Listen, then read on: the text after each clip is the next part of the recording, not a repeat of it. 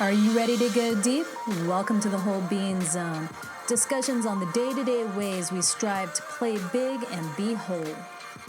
Welcome to the Whole Being Zone. This is Wendy Reese, your host, and today's conversation is a little on the esoteric side. It is about art and shamanism, and I went into this kind of different world because I wanted to bring together ways that people are starting to use woo-woo type things like shamanism and yoga and all of these other different ways with other passions and gifts of theirs to be able to create more access to our soul and to be able to heal and create and expand into our truest being. So I hope that you enjoy the show.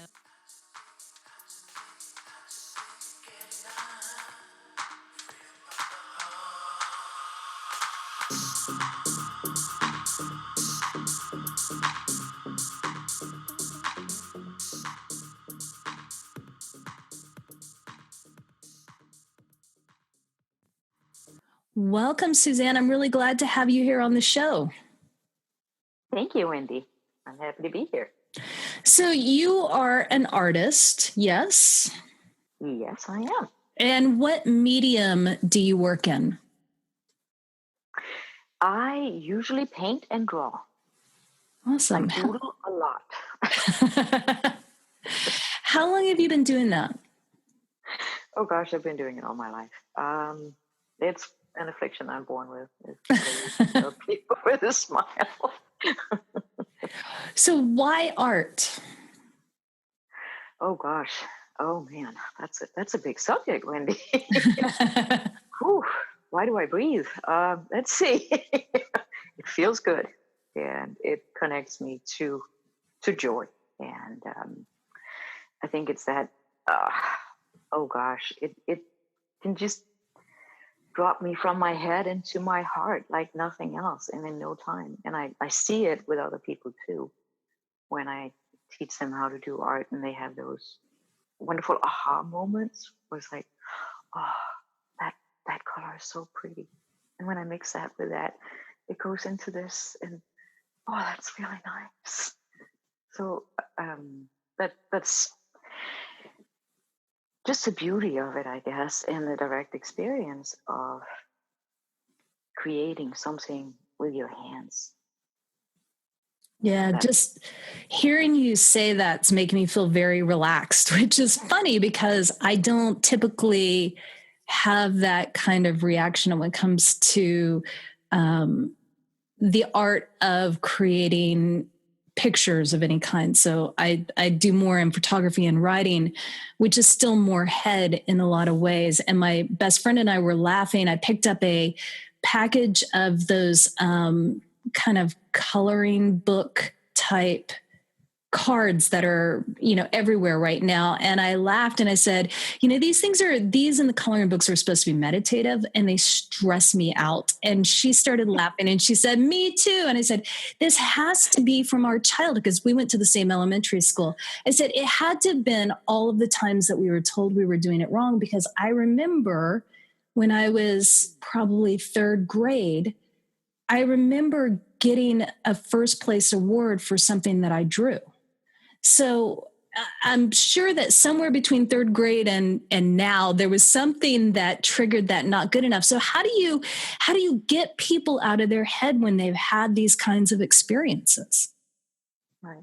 And that's really interesting that you're touching on those coloring books. I was just talking to my daughter about that the other day.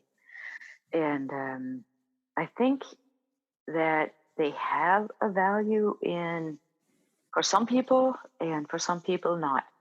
If you're one of those people who were rebuked because you weren't coloring within the lines, Yeah. That's probably what happens. Or you just decided that the sky is purple because the sky is purple, or any color I want it to be, which is awesome. And little children should do that. Absolutely. But that's not accepted in the school system, or it didn't used to be anyway. So how do I help people drop from the head to the heart? I use a lot of body connectivity techniques, and I use techniques for getting you in touch with your emotions, finding where are your emotions in your body. And I call my, can I talk about my classes? Oh, absolutely. Oh, okay, good. Yeah, I have a series of classes online that I'm working on and creating and putting up. And it's called Painting on the Heart Side of the Brain. Mm. And it's kind of a spoof on Betty Edwards' book from the 70s. I don't know this book. Okay. It's drawing on the right side of the brain. Okay. And basically that she teaches you that you can draw if you get your thinking out of the way. So she turns stuff upside down, basically. And she tells you, just look, just see the relations, draw the negative space. And the negative space is basically like if you have a chair, instead of drawing the four legs, because you kind of know how they are, but you can't put them together always. So she would like turn the chair upside down and say, just draw the space between the legs. Oh, okay. You can do that. The funny thing is, everybody can do that, because all of a sudden, the left side of the brain is gone. I know what this looks like. I think I know what it looks like. To, oh, I'm just drawing relations. And painting on the heart side of the brain is basically, well, it takes people into their heart, out of their heads, and help them just use their hands to create, and then anybody can paint. It's not about what it looks like. It's not about creating a pretty landscape or a beautiful bouquet of flowers. You can do that if you want, but it's more about the relations of the colors with each other, understanding warm and cold colors, the temperature, basically this beautiful earth, and how we live in color and 3D, and how to get that transferred with our own little silly expression into a 2D, which a painting is. It is a 2D. But there are ways of doing it. And just, like I said, I love color. Yeah. So I have a lot of ways of communicating that to people. I'm sorry, I'm a little nervous. This is only my second podcast, so I'm a little bit. You're doing. My voice is getting. No, you're doing great. You're doing great. So, as you're still talking, and I can only go from my experience, but I suspect that what I'm experiencing as I'm listening to you, I'm not alone in this. So I'm gonna ask you some questions, and at the risk of it being all about me, which it's really not. I'm asking this because I know I'm not alone in this. But I'm just Right. going to use me vulnerably. As I'm listening to you talk, Good for you.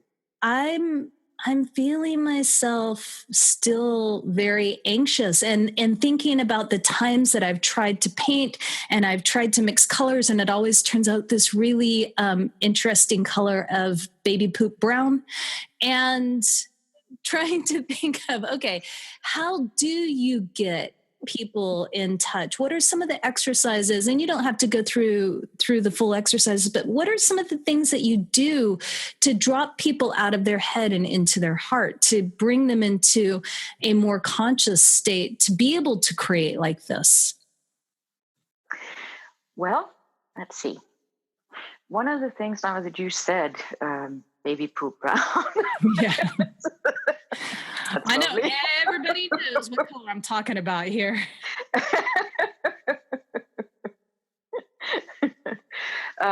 So, right, I teach people how you get brown, and that is basically by mixing your cool colors and your warm colors. Well, that's when you get the muddy colors, you get brown. And there's nothing wrong with that. And it works if there's something that you want to show with. But if you're looking for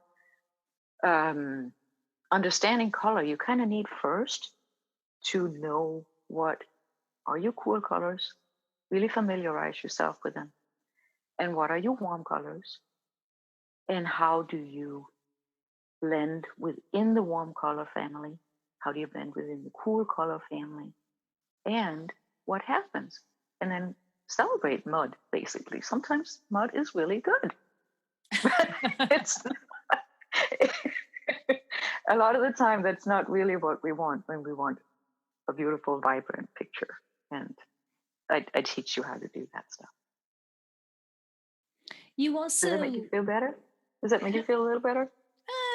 a little bit, yeah, I'm willing to learn. So you also engage shamanic Can principles. I say can I say a little bit more about the color? Sure. Okay, all right. So my children just totally laugh at me when I start talking about color because I get started on it and they're like, "Oh God, mom." um, but for instance, when you take a yellow, primary yellow, and you mix it up with violet, you get the most beautiful, rich brown tone, and it's unlike anything that you buy from the tube, ready mix colors. But that Yeah. that brown color is just so deep, and I'm just trying to convey that, yeah, you can mix warm and cool, and cool is kind of one of those colors that are on the verge of warm and cold as well. So the relation that you get all of a sudden with these two is just so amazing, and you can use it in many, many ways when you're trying to just really underscore a feeling in a painting. So I'm going to stop there with that. I just got to think about that. Sorry, sorry. All right. Going back to the shaman. So you use some shamanic principles with your art classes, correct? Yes, yes. I teach people journeying, What does that mean? and well, what it means is that I teach my students how to use a rhythmic beat to journey to non-ordinary reality, and bring back and meet with their spirit guides and their power animals, and then ask questions, what questions to ask, how to ask these questions, and when to say thank you and leave. Okay. So how are artists and shamans related? What brought you to put these two together? Well, really, it's that whole experience where when I'm in the zone and painting, and the colors just talk to me, and the painting paints itself. That is the same experience as it is to be a shaman. It's that direct revelation and experience. And I really see a huge value for everybody in being able to contact their spirit guides, and their deepest, highest, whatever you want to call it, selves. Because we all live by that connectivity to spirit. And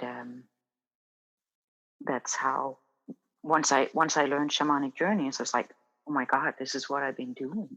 This is that feel, that core of knowing and being. And it's no longer making it up or thinking about it or pretending that anything is. It's just right there. How did you first get started in the shamanic journeying? Um, I think that as a kid, I was daydreaming a lot, and that's kind of shamanic journeying. I have a lot of imagination. I always have had that. But as we grow up, that kind of gets taken away from us, and we do learn to color inside of the lines and do things right. Um, So eventually I came upon this class of getting introduced to shamanic journeying, and I came home with my power animal that night, and I was like, "Oh my god, this is really good." I was kind of surprised and very happy. So I've been practicing shamanic journeys ever since, and Sandra Ingerman is a great inspiration and a wonderful teacher that I've been taking classes from as well. And what is your But power animal? shaman is, um, yeah, my power animal. I have a lot of different ones, but the first one that showed up was Black Jaguar. Mm, that Mhm. feels right for you. Mhm. I can see that. Yeah, see, that's another thing about shamanism. You just said that feels right. And I think that that's one of the biggest gifts from indigenous cultures and shamanism to us today is to learn to feel for what is true and feel it in our own bodies. In your class that you're creating, you're going to be taking people through the shamanic journeying as part of the learning process of art.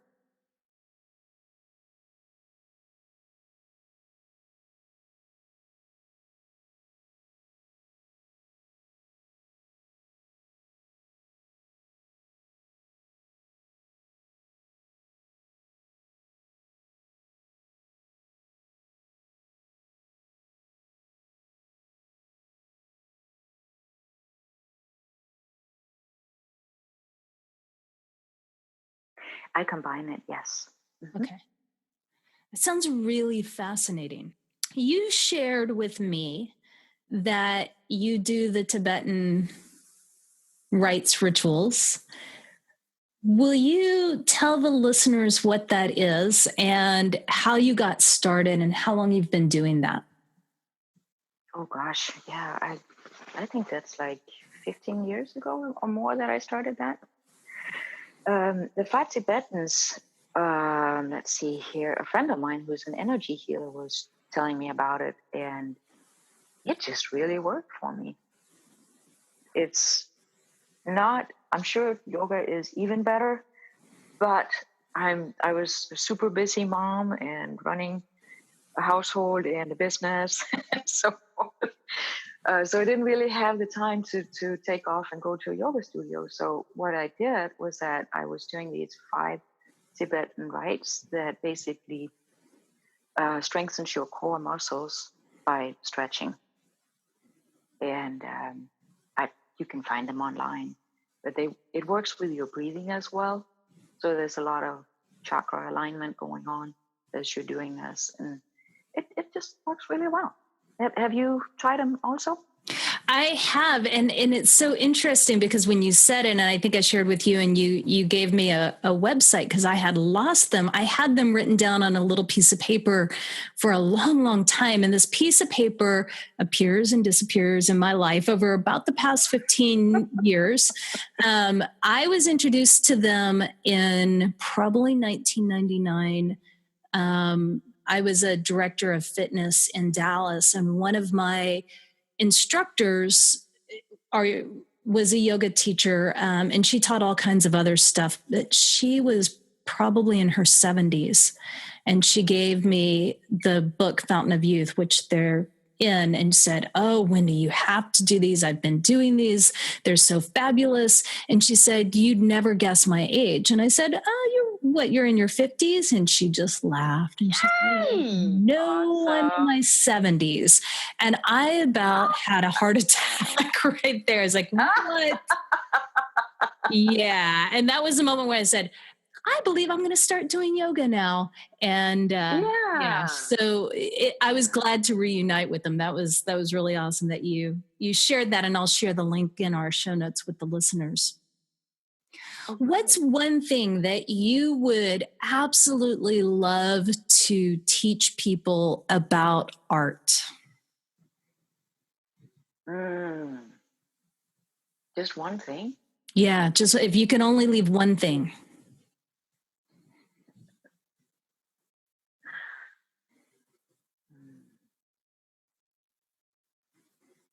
use your eyes and see through your heart, because that's the deepest, biggest art that you can create within your own heart. No, that's beautiful. Is there anything that you would like to ask of the listeners or any message that you'd like to encourage them to take to heart? Yeah, yeah. If they want to create art, just play with it. Don't put yourself in a situation where it has to look like this, or you have to follow rules or paint within lines. Just play with it and use your hands, make hand painting, use your feet. I do a class too where we teach people to paint with their feet, just because we're out of control then. We can't control how it looks, but it's still fun.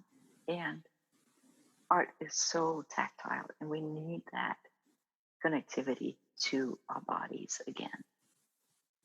And art is a wonderful, non-threatening way. It's just paint. If you don't like it, paint it over, throw it away, whatever you want to do. It's just paint. It's just fun. It's not fun. I love that. And I have to share two things with you as you were saying that. One, I had an image of me at a paint and sip, pulling my shoes off and just completely ignoring whatever it was we were supposed to be painting and painting with my feet just to see the person leading its expression. And the second, I'm kind of a rebel like that.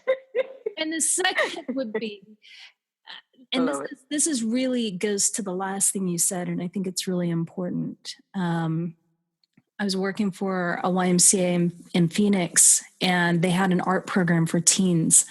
And they periodically would sell some of the paintings. And there was one particular painting that I could not take my eyes off of. And what it looked like to me, it was kind of like a desert scene almost, but it was very psychedelic. And it felt to me like what somebody's journey might be as I was guiding them into a meditation. And I shared this with the art teacher, and she said, well, you'd be really surprised at what's underneath that. And I must have had a very strange look on my face. And she said, well, the young man who painted it had this really dark, dark painting he did after his girlfriend and him broke up. And then they got back together and he painted this over it, which made the painting all the more special to me because oftentimes we go through that dark place to find the light. And that painting is still hanging in my mom's house in Phoenix. So, yeah, you can totally paint over something that doesn't work for you, and you can create something that's even more beautiful, even more meaningful if you're willing to just let go. Absolutely. Yeah. Absolutely. And that's a wonderful life lesson right there, And oh my gosh, there's so much in art that relates to living. Like you cannot create beautiful artwork either without having shadow. You got to have light and shadow. And that's how it is when we're on this planet. It's a dualistic reality. Light and dark. You got to work with the shadow. Can't ignore it.